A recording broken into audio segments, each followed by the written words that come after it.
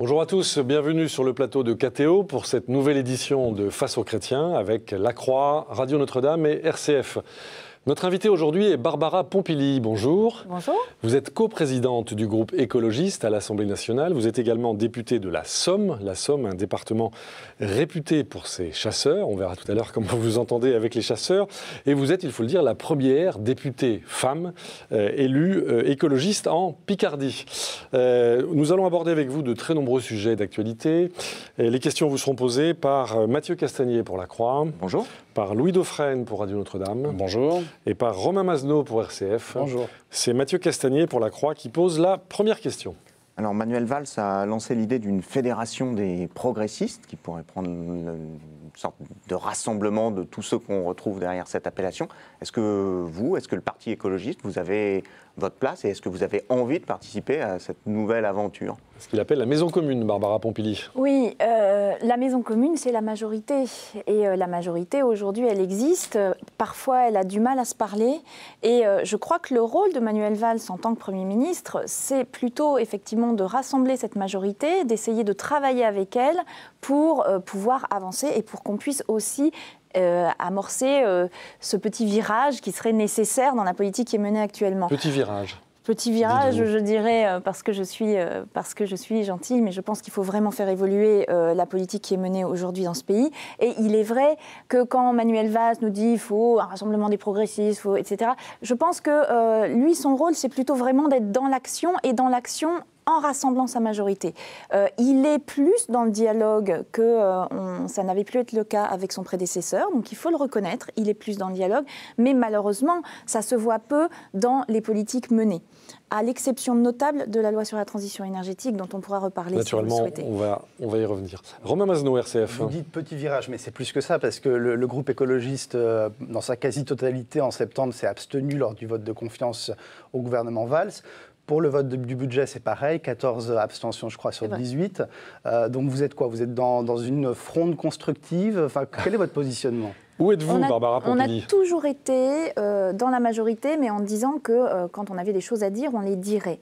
Et il est vrai que le fait que le Premier ministre et le Président de la République aient décidé d'avoir une inflexion majeure dans leur politique par rapport à ce qui avait été annoncé pendant les campagnes présidentielles et législatives, fait qu'il a manqué quelque part un rendez-vous de la majorité pour faire le point sur cette évolution, puisque nous n'avions pas fait ce contrat-là au départ.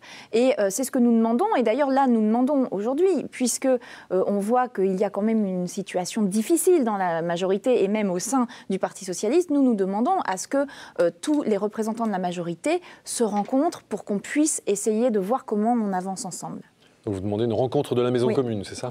Non, pas de la maison commune. Je n'aime pas ce mot-là parce que la majorité est diverse et c'est ça qui est intéressant. Elle est composée de socialistes, elle est composée d'écologistes, elle est composée de radicaux de gauche. Bref, elle est diverse et la réunir sous un espèce de nom de progressiste qui voudrait faire fondre tout le monde dans un pot commun me paraît un peu étrange. On vous a compris. Louis Dauphren, Radio Notre-Dame. On vit une sorte de psychodrame, mais est-ce qu'il n'y a pas non plus une réflexion qu'on pourrait mener sur le fait que l'opposition se trouve à l'intérieur de la majorité ? Il n'y a pas une façon de récupérer l'opposition tout en la mettant à l'intérieur de la majorité ? C'est pas une sorte d'astuce de ce type qui se passe aujourd'hui, Barbara Pompili, avec le mouvement des frondeurs.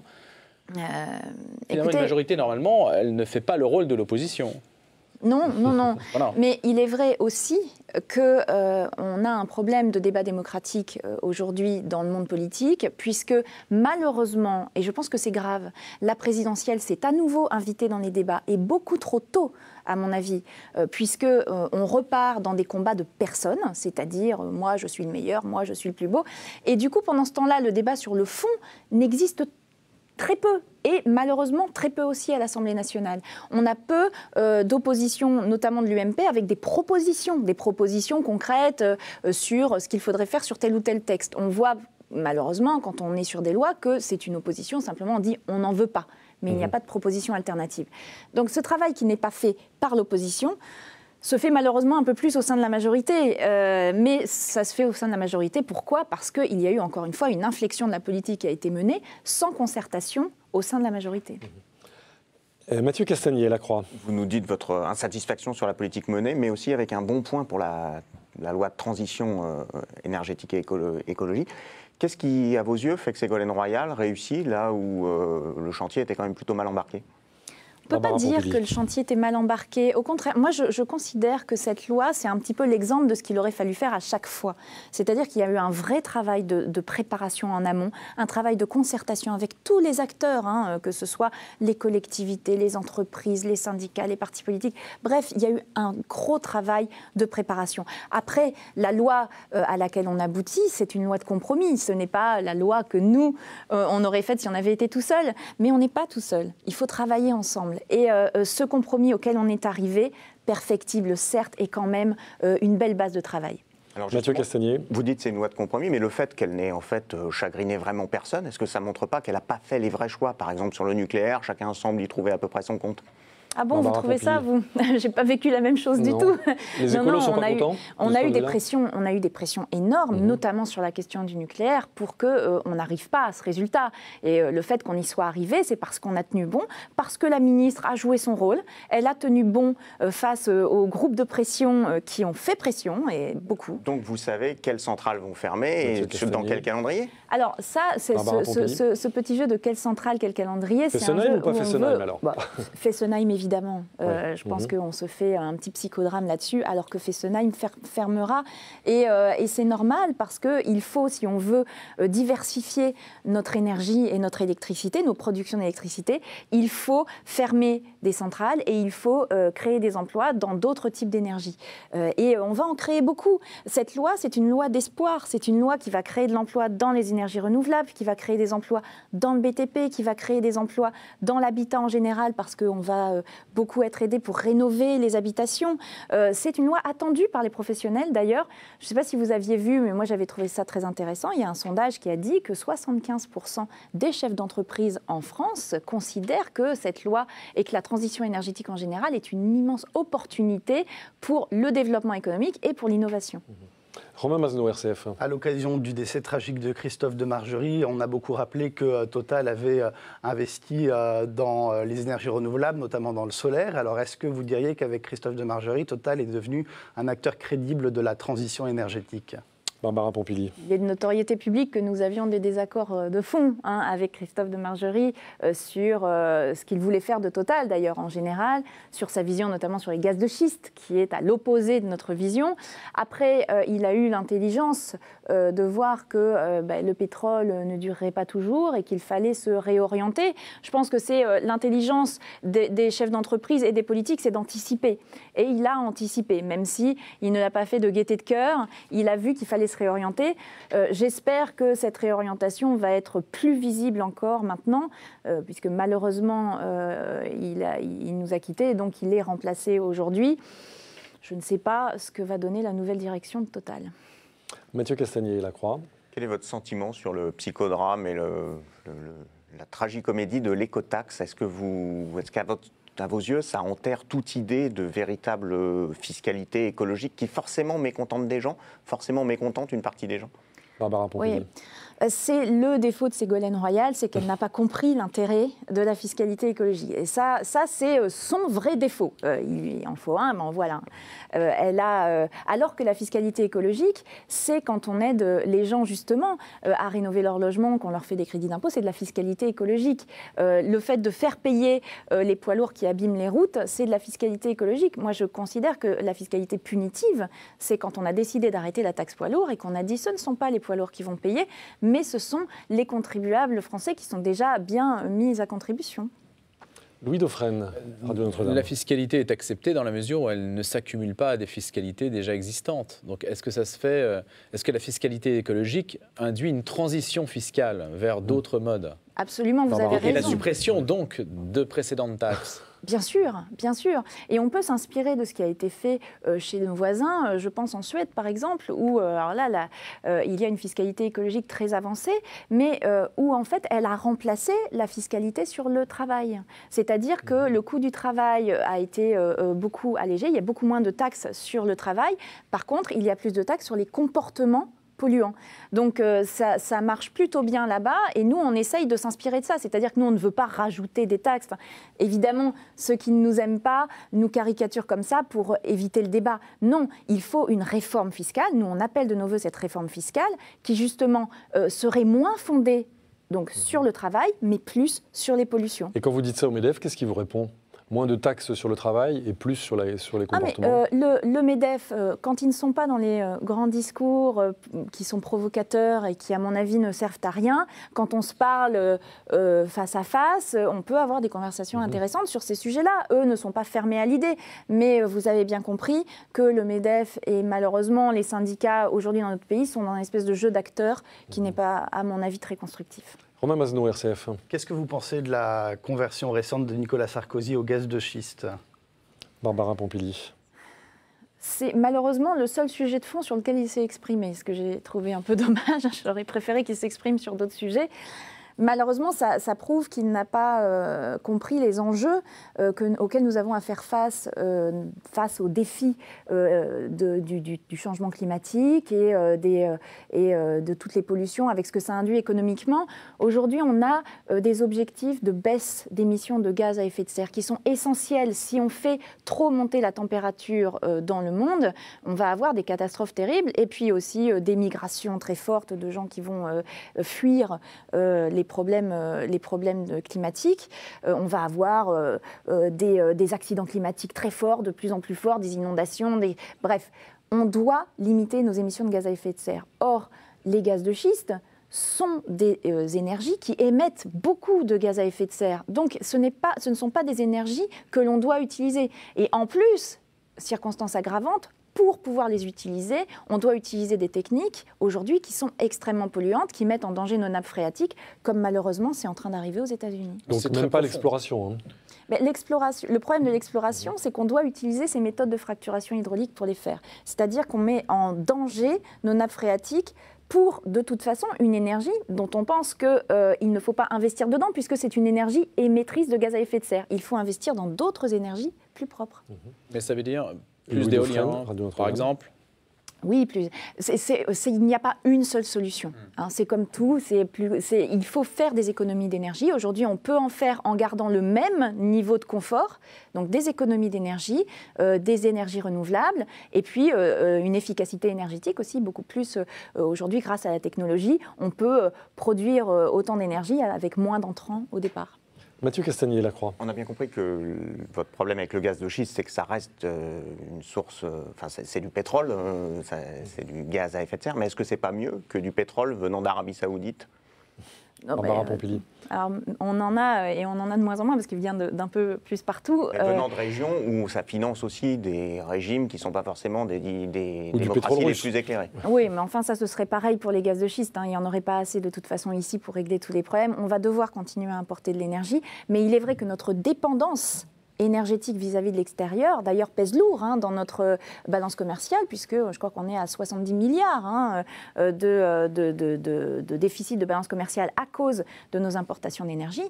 Mais pour répondre à cela, il faut absolument qu'on fasse le programme qui est développé dans la loi de transition énergétique notamment, d'économie d'énergie, de développement des énergies renouvelables. C'est vraiment très important. Mathieu Castagnier-Lacroix.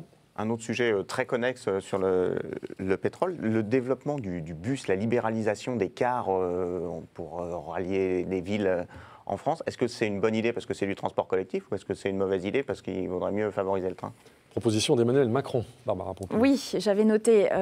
D'abord, pour moi, la priorité, c'est effectivement de ne plus laisser en souffrance le ferroviaire. On doit développer le ferroviaire, notamment pour le fret d'ailleurs, puisque on a des investissements lourds à faire et malheureusement, avec l'écotaxe, on aurait pu avoir un peu d'argent pour le faire. On va devoir trouver d'autres solutions.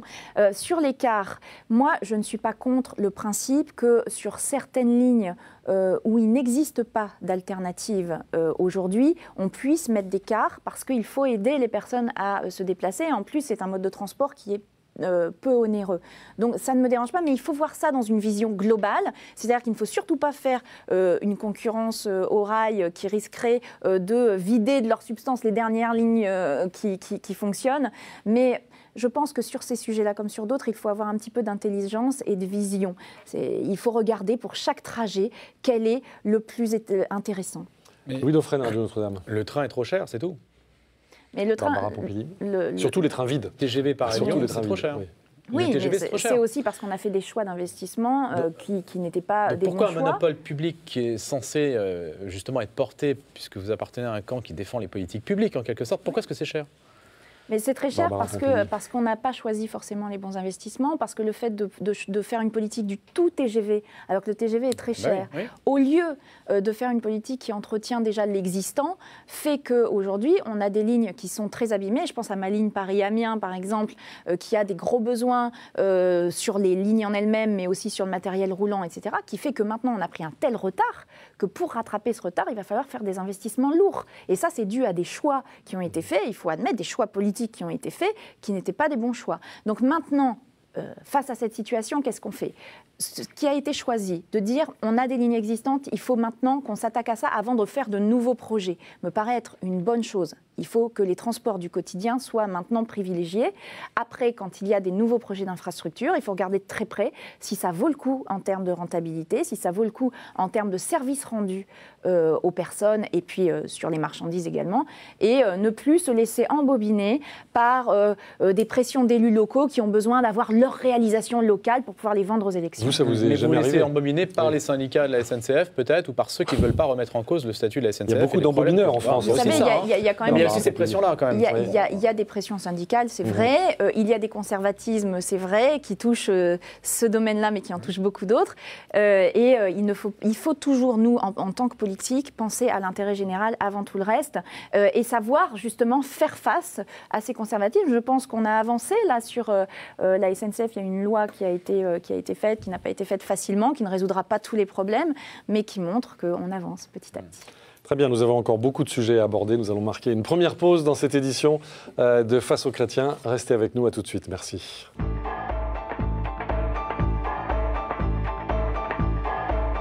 Retour sur le plateau de KTO pour cette édition de Face aux chrétiens avec notre invitée aujourd'hui, Barbara Pompili, députée écologiste de la Somme et co-présidente du groupe écologiste à l'Assemblée nationale. Elle est interrogée par Mathieu Castagnier pour La Croix, Louis Dauphren pour Radio Notre-Dame et Romain Mazenot pour RCF. C'est Louis Dauphren qui ouvre le feu de cette deuxième partie de Face aux chrétiens.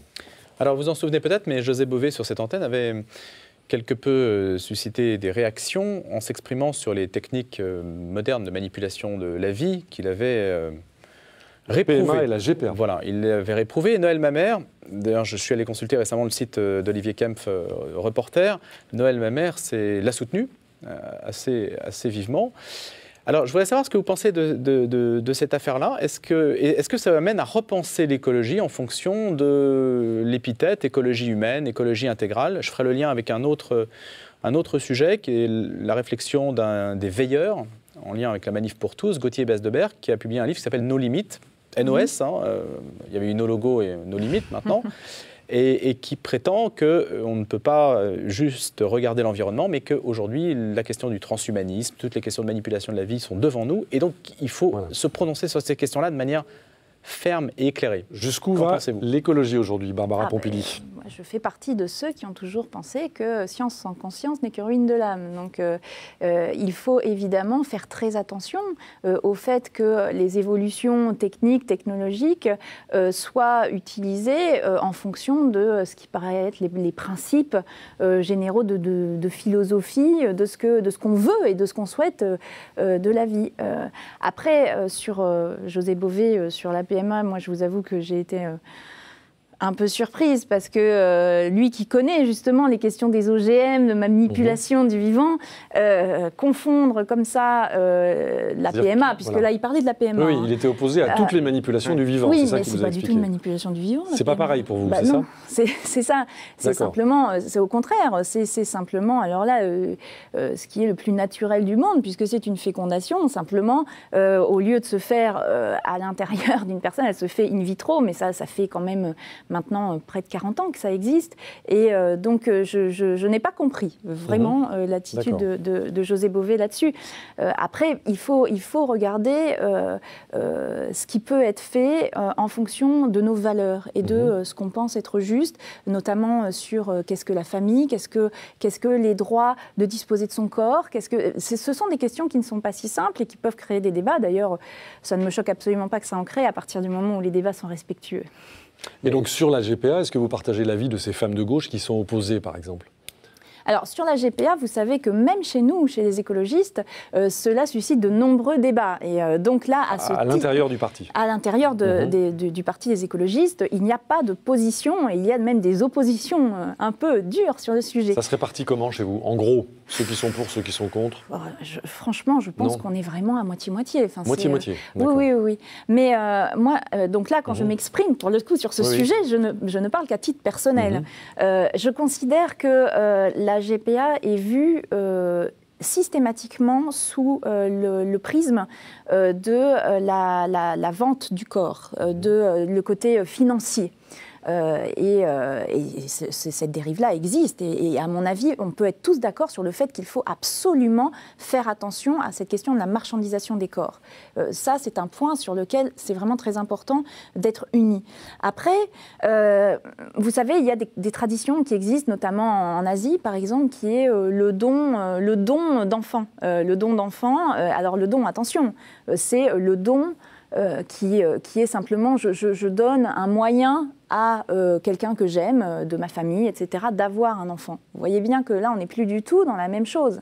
Et le fait qu'on puisse aider des couples à avoir un enfant en portant cet enfant, à partir du moment où il n'y a plus de question de marchandisation, et ça, pour moi, c'est important, on doit pouvoir en parler. Je ne dis pas... Vous l'aurez de toute façon. Je ne dis surtout pas, et je ne dis surtout pas qu'il faut le favoriser ou qu'il faut. Je dis simplement que ce débat-là doit pouvoir exister sans qu'on tombe dans les anathèmes. Aujourd'hui, ce que je regrette, c'est que on est tellement chacun sur son quant à soi que on ne peut plus aborder cette question alors qu'elle existe et qu'il vaut mieux essayer de l'affronter. Alors une dernière question sur ce point. Vous êtes femme, vous êtes mère. Oui. Porteriez-vous un enfant pour quelqu'un d'autre que vous ? Je me suis posé cette question, justement parce que je suis femme et parce que je suis mère. Eh bien, je me dis que peut-être que pour ma sœur, par exemple, j'aurais pu le faire. Pour elle, si ma sœur n'avait pas pu en avoir. Mais et en gardant après un lien avec cet enfant. C'est-à-dire que je n'aurais pas disparu de la vie de cet enfant. J'aurais existé, cet enfant aurait connu mon existence et aurait su ce qui s'était passé. Voilà. Mathieu Castagnier-Lacroix. Autre sujet éthique compliqué. Le Premier ministre a annoncé, sous la pression du Parti radical de gauche, le dépôt d'une loi sur la fin de vie. C'est un sujet sur lequel les écologistes sont assez majoritairement favorables à des évolutions législatives, parfois même assez loin. On peut aller assez loin. Est-ce que vous êtes favorable, par exemple, à ce que cette loi aille jusqu'au suicide assisté ? Oui, j'y suis favorable. Barbara Pompili. J'y suis bien évidemment favorable parce que je suis pour que chacun puisse avoir le choix. Puisse avoir le choix dans des situations horribles, parce que là, on parle de situations de fin de vie terribles où des personnes sont condamnées, savent que malheureusement, il n'y a plus de solution. Aujourd'hui, on n'a pas le choix. C'est-à-dire qu'on impose à des personnes des souffrances, même si il y a les soins palliatifs et il faut les encourager. Moi, je ne comprends pas qu'on puisse opposer les deux, d'ailleurs. Il faut qu'il y ait bien sûr des soins palliatifs. Mais des personnes qui souhaitent en finir, aujourd'hui, n'ont pas le droit. Et donc, moi, ce que je voudrais, c'est que simplement ceux qui souhaitent que ça reste comme ça, comme c'est aujourd'hui, puissent continuer comme c'est le cas aujourd'hui, mais que ceux qui souhaitent pouvoir avoir accès au suicide assisté puisse y avoir accès. C'est tout. Et jamais on ne forcera qui que ce soit, évidemment, à arriver au suicide assisté s'il ne le souhaite pas. La pression sociale, la pression peut être familiale. Oui. On imagine bien, je suppose que vous l'avez vous-même imaginé, les dérives sont évidemment possibles et ça devient très compliqué pour une société de fixer la limite. Il y aura des pressions financières, la dérive familiales. devient la norme. Vous savez très bien, la possibilité devient une obligation ou devient même une routine. Non, mais c'est ça. Vous savez très bien que si vous faites sauter un verrou, ça deviendra la norme. Je ne comprends pas qu'un homme politique, ou une femme politique, puisse peut-être ne pas avoir cette perspective-là, qui évidemment. Je pense qu'on doit, sur ces sujets-là, prendre des précautions et la loi doit être très encadrés pour justement éviter au maximum les dérives. Malheureusement, de toute façon, dans tous les sujets, les lois les plus parfaites n'empêcheront jamais malheureusement quelques dérives. Mais on a la chance d'avoir des expériences qui existent dans d'autres pays et où justement leur expérience a permis de voir ce qui fonctionnait, ce qui ne fonctionnait pas. En Belgique, ça fonctionne par exemple? En Belgique, en Belgique, on a vu qu'il y avait eu quelques dérives et qui d'ailleurs ont été rectifiées. Donc ce qui est intéressant maintenant, c'est de se baser sur cette expérience pour essayer d'avoir des lois les plus protectrices possibles qui permettent à chacun, encore une fois, d'avoir le choix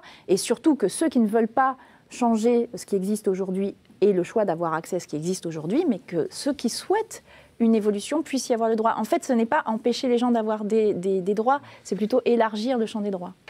Romain Masneau, RCF. Je voulais revenir un instant sur les questions de procréation. Quand vous voyez aux États-Unis Apple et Facebook qui se proposent de financer la congélation des ovocytes de leurs employés pour leur permettre d'avoir des enfants plus tard à leur convenance personnelle, est-ce que vous dites que c'est le signe de l'argent roi, des pressions économiques qui pèsent sur les femmes en entreprise aujourd'hui? Est-ce que si ça arrivait en France, vous seriez choquée? Barbara Pompili, est-ce que ça peut devenir un droit, ça aussi? Non, alors je trouve que ce qui se passe là est assez pervers parce que justement, on essaye de dire, mais vous, les femmes, vous avez le droit de choisir aussi quand vous voulez être mère. C'est au nom de la liberté aussi. Voilà, au nom de la liberté. Moi, je suis évidemment la première à dire que les femmes ont le droit, d'ailleurs pas les femmes seulement, les couples, ont le droit de savoir et de choisir le moment où ils créent leur famille.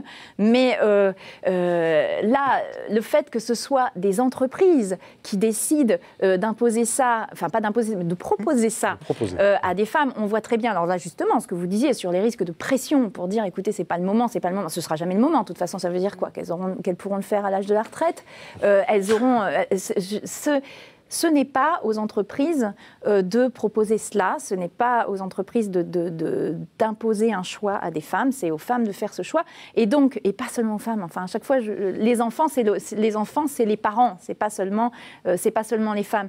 Donc je pense que nous, ce qu'on doit faire plutôt en France, c'est de faire en sorte que celles qui souhaitent concilier leur travail, leur vie professionnelle et leur statut de mère de famille et de père de famille puissent le faire. Et donc faciliter les gardes d'enfants, faciliter aussi le fait que le travail soit un petit peu moins avec des horaires qui empêchent une vie de famille. Je parle aussi de la vie politique, je pourrais en parler longtemps, parce que la vie politique n'est absolument pas adaptée à la vie de famille. Donc nous, le travail qu'on a à faire, c'est plutôt ça, plutôt que des choses qui sous prétexte de donner des droits à des femmes, en fait, sont plutôt là pour leur mettre une pression supplémentaire dont elles n'ont pas besoin. Mathieu Castagnier, La Croix. Autre question familiale, j'allais dire, celle des allocations familiales. Oui. Est-ce que vous soutenez l'idée de les moduler en fonction des revenus? Et est-ce que vous estimez qu'il y avait d'autres solutions que celle-ci? Barbara Pompili. Alors, je trouve que le débat, en fait, a été très mal posé sur ces histoires d'allocation familiale. Mais pourquoi? Encore une fois, parce qu'on arrive sur des sujets un peu tabous et où on sent qu'on a des difficultés à débattre. Moi, je crois qu'on doit pouvoir remettre les choses à plat, que la situation de 1946 n'est plus la même qu'aujourd'hui, que les besoins de 1946 ne sont plus les mêmes qu'aujourd'hui, et que donc le fait de dire il faut favoriser, par exemple, les familles de plus en plus nombreuses, aujourd'hui n'a plus vraiment de sens. Je ne vois pas en quoi une famille nombreuse aurait moins de valeur qu'une famille avec 1 ou 2 enfants. La politique familiale, pour vous, n'a pas de sens? C'est ça que vous dites? Non, la politique familiale n'est plus adaptée à la réalité d'aujourd'hui, telle qu'elle existe maintenant. Donc après, la question est de savoir, est-ce qu'on veut une politique familiale universelle, donc qui préserve l'universalité, ou est-ce qu'on veut que la politique familiale soit une politique en fonction du coût de l'enfant dans la famille? Je pense que ce sont vraiment 2 options et il faut trancher entre les 2 options. Universalité, nous, chez les écologistes, on a toujours été plutôt pour parce qu'on est de toute façon globalement pour un revenu de base universel. Et donc le fait d'aller dans ce sens-là déjà pour les enfants nous paraîtrait plutôt une bonne idée, mais universalité veut dire qu'on change le système actuel qui n'est pas universel. Parce que... Le système, par exemple, moi j'ai un enfant. Je n'ai jamais perçu d'allocation familiale. Parce que avoir un enfant n'est pas considéré comme correct. On est récompensé, entre guillemets, quand on en a plein. Moi, je considère que chaque enfant doit... Plein, c'est 3. Hein. Oui, enfin, ça commence à 2. Ça commence à 2, c'est considéré à 3. Oui, mais voilà. Sur Internet, aller au-delà de 4, c'est mais difficile. je considère que, pour moi, chaque enfant a la même valeur et je ne vois pas au nom de quoi on favorise tel type de famille. Donc vous dites dès le premier enfant. Donc moi, je considérais qu'il faudrait la même allocation pour chaque enfant. Voilà, pour moi, ce serait ça, la même pour tout le monde. Un enfant... Et quel que soit le revenu. Par enfant. Par enfant, bien Par sûr. enfant, ouais, la d'accord. même par enfant. Et quel que soit le revenu. Quel que soit le revenu. Ça, c'est pour moi, c'est la position universaliste, la vraie.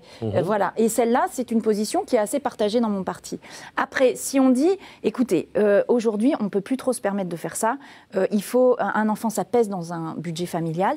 Dans ces cas-là, si on prend ce choix-là, qui a été pris par les socialistes a priori, dans ces cas-là, effectivement, il faut regarder en fonction des revenus des familles, il faut regarder quel enfant coûte le plus cher. C'est vrai que souvent on dit le premier coûte cher parce qu'il faut s'équiper, le troisième coûte cher aussi parce que souvent il faut changer de voiture, changer de logement, etc. Et à partir de l'adolescence, c'est encore plus cher. Voilà, et dans ces cas-là, il faut être clair, on n'est plus dans l'universalité, on est dans plutôt le côté social de la politique, ce qui ne me paraît pas scandaleux, mais je pense qu'il faut à un moment dire quel choix on fait.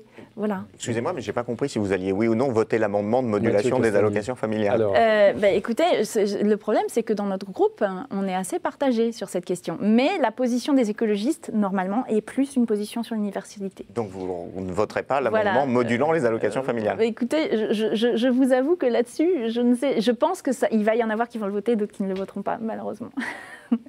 grande mais on ne peut pas. diversité. Mais en même temps, vous savez, on ne peut pas avoir une position figée sur tous les sujets. Il s'avère qu'il y a des sujets qui font débat, y compris chez nous. Louis Dauphren, Radio Notre-Dame. Juste pour faire la boucle avec les sujets qu'on a abordés précédemment, je trouve qu'il y a une contradiction quand même, où je ne sais pas, peut-être que vous allez justement nous éclairer à ce sujet. L'écologie, c'est une idée merveilleuse qui consiste à reconnaître une prise de conscience qu'un ordre naturel a été transgressé. Il y a une transgression humaine. Donc c'est foncièrement anti-transgressif. Et vous vous situez sur une rhétorique des droits qui elle-même aujourd'hui prend des aspects extrêmement transgressifs. J'arrive pas à comprendre comment vous conciliez en fait la cohérence, l'écologie qui en soi rejoint vraiment le christianisme et beaucoup de réflexions actuellement dans le christianisme sur le fait qu'un ordre est transgressé, un ordre divin ou naturel, ce que vous voudrez. Et donc la question... Et le fait que vous soyez en avant-garde, en figure de proue, sur des questions qui dissolvent cet ordre dans le marché. Enfin, alors, votre cohérence, Barbara Pompili. L'écologie, c'est un humanisme d'abord. Il ne faut pas oublier que l'écologie, c'est dire on est humain et on vit dans un environnement, on vit sur une planète qui est finie, qu'il faut préserver, et il y a des équilibres à essayer de préserver au maximum. Maintenant, on n'est pas pour le retour à l'état de nature, soyons clairs. L'état de nature qui est quand même...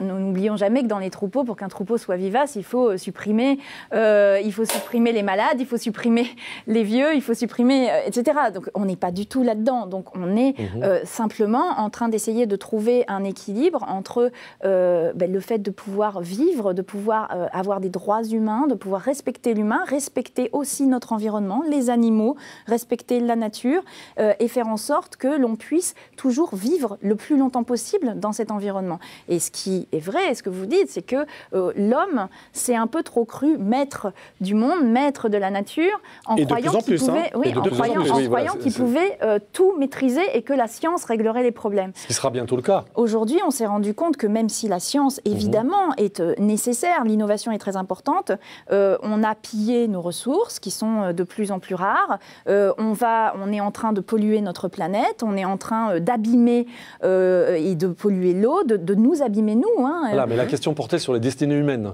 Oui, mais sur cette contradiction, je trouve, entre le fait de reconnaître une transgression et d'être quand même très ambigu, voire pas du tout ambigu, sur des questions... Mais donnez-moi un exemple, par exemple. Sur toutes les questions de mœurs, etc., vous êtes extrêmement ambigu. Enfin, pas ambigu, même plutôt avancé, on va dire. Mais je ne vois pas en quoi c'est... Pas vous particulièrement, je dis en général le mouvement écologiste. Mais je ne vois pas, en fait, ce qui est contradictoire. Je trouve que ce dont on a parlé tout à l'heure, par exemple, José Bevé sur PMA, GPA... Ce qui vous a surpris, logiquement, dans une réflexion écologique, je trouve la position de Beauvais assez cohérente. C'est ce qu'elle dit, l'écologie se fonde largement sur la critique de la technique, donc de la technique toute puissante. Bien sûr, mais quand la technique peut aider l'homme, quand la technique permet de soigner des maladies, quand la technique permet de trouver...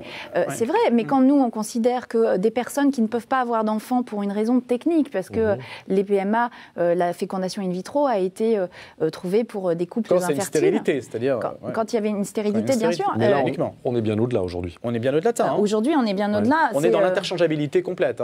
L'interchangeabilité de quoi? C'est-à-dire, je peux acheter le corps d'une femme, je peux... Mais non, pas du tout. Non. Pas du tout. Non, vous souhaitez un encadrement par la loi. Le rêve, c'est ça. Le rêve, c'est non, il n'y a pas ce rêve-là. Non, vraiment. Je crois que, peut-être que vous avez cette image-là et auquel cas, il faut vraiment qu'on change ça.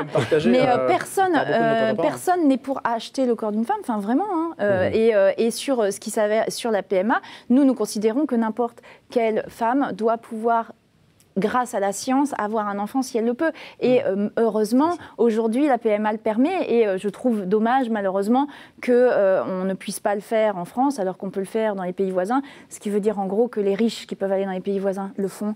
Et les personnes les moins aisées, malheureusement, ne peuvent pas le faire. Très bien, nous allons en rester là sur ces questions absolument passionnantes. Il nous reste encore un bon moment avec vous, Barbara Pompili. Vous êtes notre invitée dans cette édition de Face aux Chrétiens. Je vous rappelle que vous êtes députée de la Somme, députée écologiste, et que vous co-présidez le groupe écologiste à l'Assemblée nationale. Restez avec nous. À tout de suite. Merci beaucoup.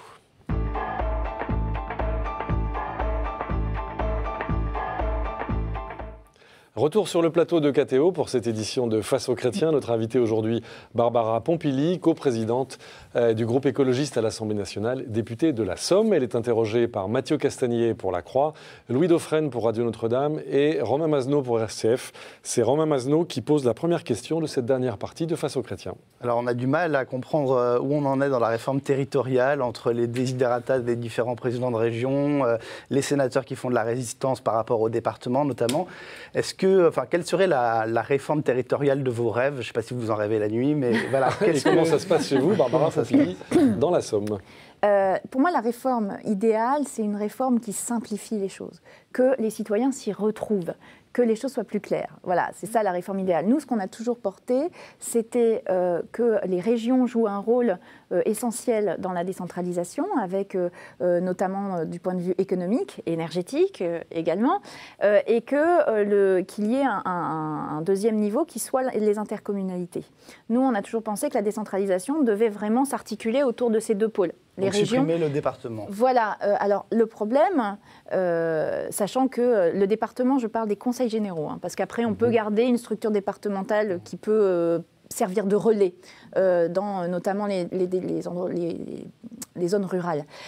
Maintenant, le fait qu'on nous ait dit, d'accord, on va faire des régions très fortes, mais qui seront beaucoup plus grandes, et donc beaucoup plus territorialement éloignées des citoyens, ça rebat un peu les cartes. Nous, on n'avait pas demandé à ce qu'il y ait comme ça cet agrandissement des régions, dont on peut comprendre la philosophie, mais qui ne correspondait pas à ce qu'on voulait. Dans la Somme, vous êtes rattaché à quoi? Vous pourrez être rattaché? On serait rattaché au Nord-Pas-de-Calais. Nord-Pas-de-Calais, ça vous va?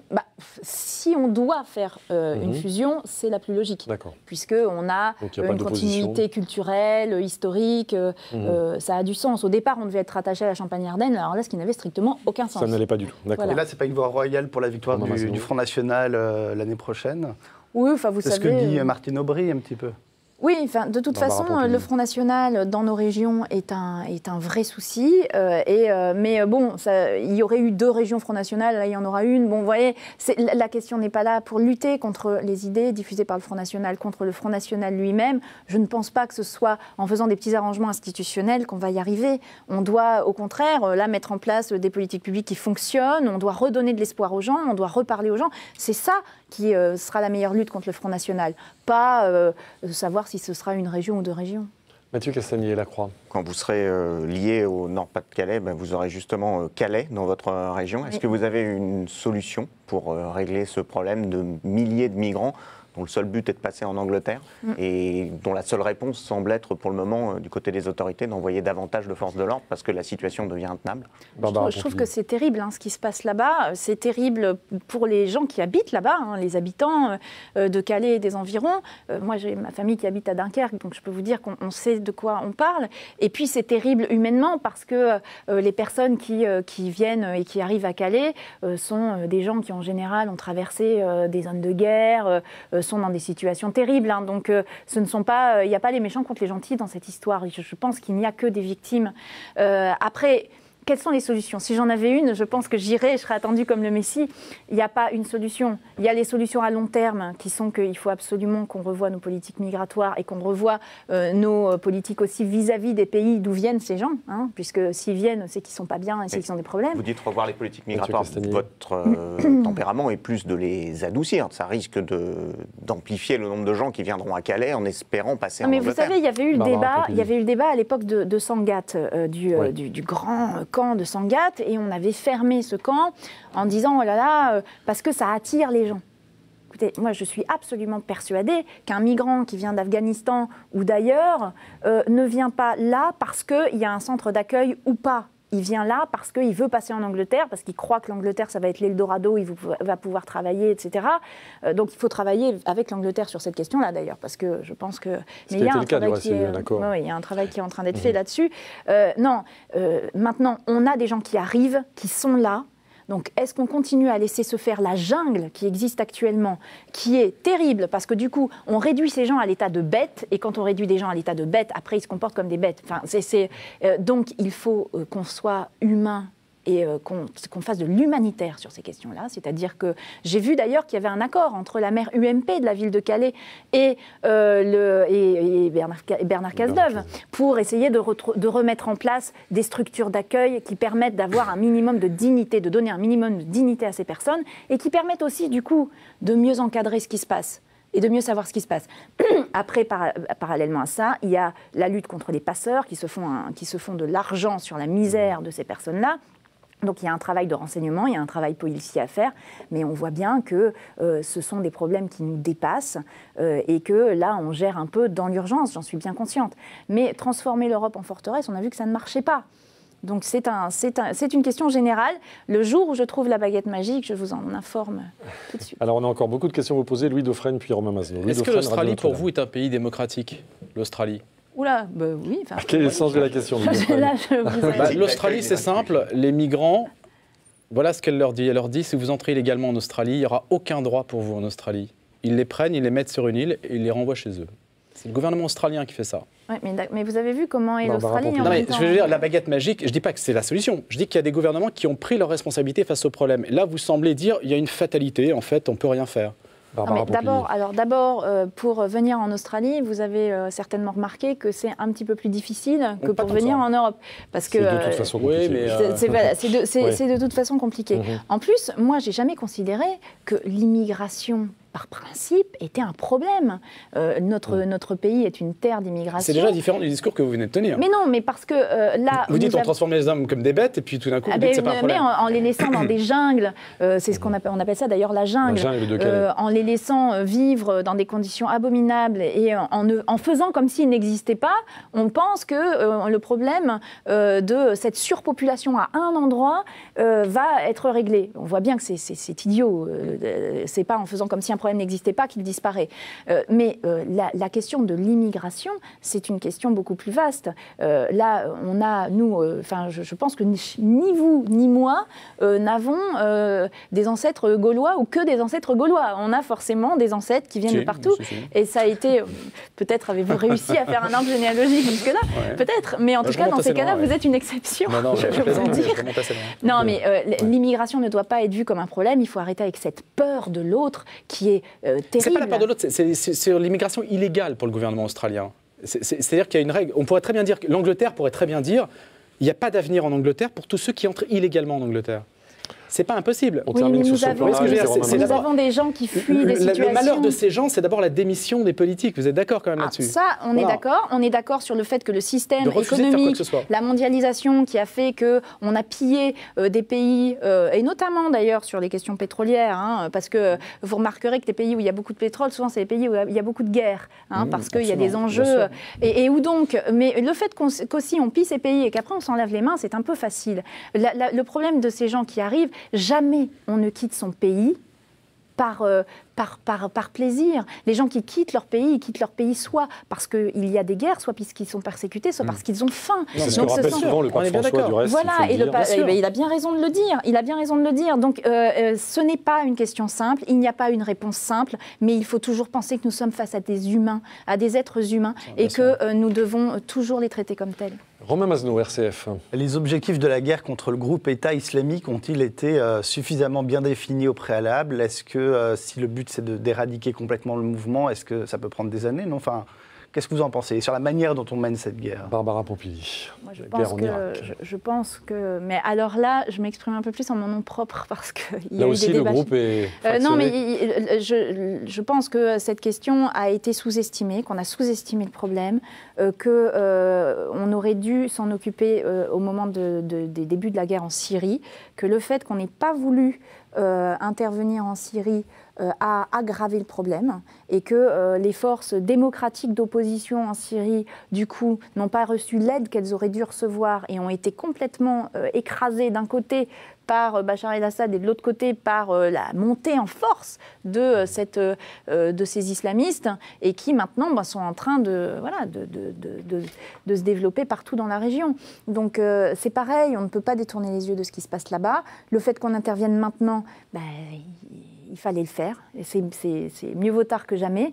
La question, c'est est-ce que c'est réaliste de dire qu'on ne va ne faire que des interventions aériennes et qu'il est possible d'être efficace juste en donnant des armes et des formations aux Peshmerga. Vous souhaitez une intervention terrestre des pays occidentaux, notamment de la France ?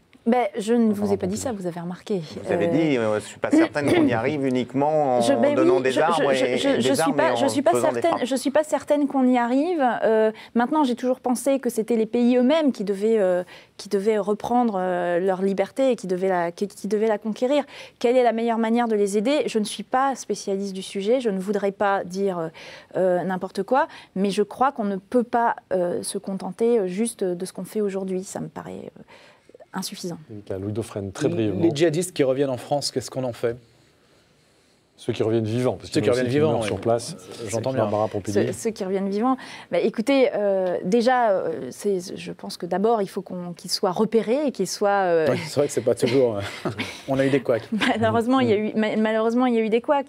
Mais je pense que ce sont des gens qui ne peuvent pas être laissés comme ça, sans aucun suivi dans la nature. Je pense que ces personnes-là qui reviennent, d'abord, ont souvent vécu des traumatismes, parce que ceux qui reviennent de Syrie, ils ont vu la réalité de ce qu'était, la guerre là-bas, de ce que c'était que l'État islamiste. Donc, il faut qu'ils soient, à mon avis, reçus, entendus, suivis, pour qu'on essaye de cerner un petit peu où ils en sont.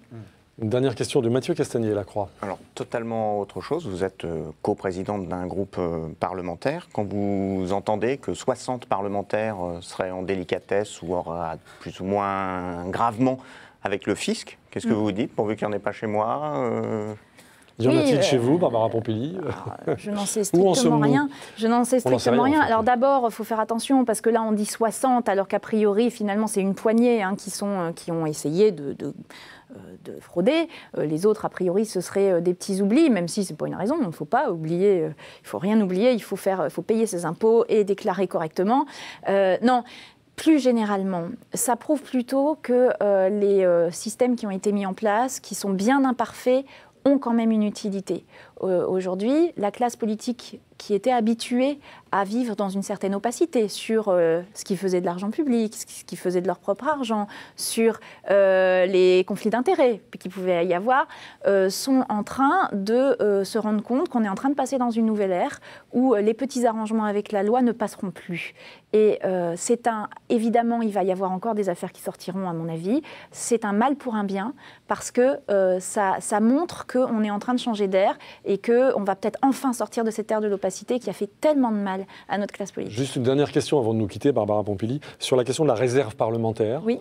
Vous pensez qu'il faut une transparence totale ? Vous pensez qu'il faut la supprimer ? Vous pensez que... Écoutez, si on arrête le cumul des mandats, la réserve parlementaire, c'est un des derniers liens qu'on pourra avoir avec notre territoire. Donc, je ne pense pas qu'il faille forcément la supprimer, même si, on peut en discuter. Par contre, il faut une transparence totale. Nous, on l'avait déjà faite avant qu'elle soit obligatoire. Moi, j'ai publié sur mon site internet toutes les réserves que j'ai distribuées, à qui, combien, pourquoi, et ce qui permet d'ailleurs aux citoyens de m'interpeller, de me dire mais tiens, pourquoi vous avez donné tant d'argent à cette association ou à cette commune, et ça permet d'expliquer. Je pense que la transparence, encore une fois, est une vertu.